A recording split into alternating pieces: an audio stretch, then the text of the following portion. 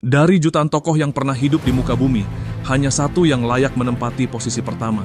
Ia bukan raja, bukan kaisar, bukan filsuf, tapi namanya mengubah peradaban manusia selamanya. Siapa dia? Michael H. Hart duduk di mejanya, tumpukan buku dan catatan memenuhi ruang kerja.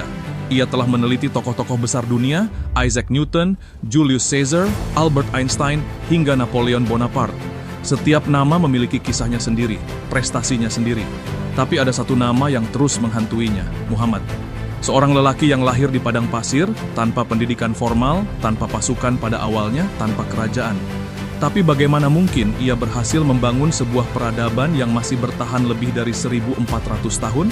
Bagaimana mungkin ajarannya tidak hanya mengubah keyakinan manusia, tetapi juga sistem pemerintahan, ekonomi, sosial, dan hukum? Hart membolak-balikan lembaran sejarah.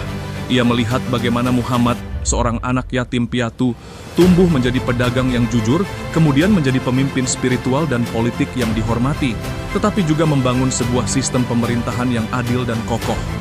Lalu Hart membandingkannya dengan tokoh-tokoh lain. Newton, jenius dalam sains, tapi tidak punya pengaruh dalam pemerintahan atau agama. Alexander Agung, pemimpin militer yang hebat, tapi tak meninggalkan ajaran yang diikuti miliaran manusia. Muhammad, ia berhasil dalam dua dunia agama dan duniawi. Dan akhirnya, pena Hart berhenti. Ia menulis dalam bukunya, The 100, A Ranking of the Most Influential Persons in History, sebuah keputusan yang mengejutkan dunia. Muhammad was the only man in history who was supremely successful on both the religious and secular levels. Dia adalah satu-satunya manusia dalam sejarah yang berhasil luar biasa, baik dalam bidang agama maupun duniawi. Bukan karena ia seorang muslim, bukan karena ia mendukung Islam, tetapi karena sejarah tidak bisa dibantah. Dari sebuah gua di Makkah hingga takhta peradaban, Muhammad bukan sekadar nama dalam sejarah, ia adalah sejarah itu sendiri.